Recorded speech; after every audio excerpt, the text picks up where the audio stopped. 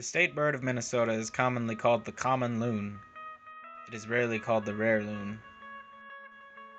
Some of the more famous loons from Minnesota include Jesse Ventura, Al Franken, and the artist formerly known as Prince.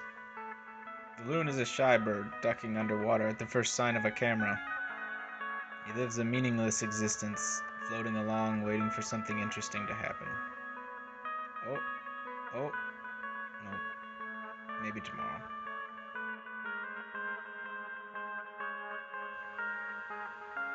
Not many people know that loons have the ability to teleport.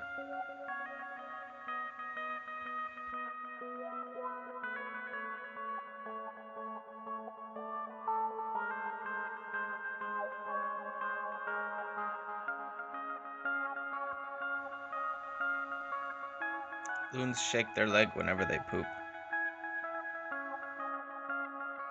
This loon is oblivious to his surroundings.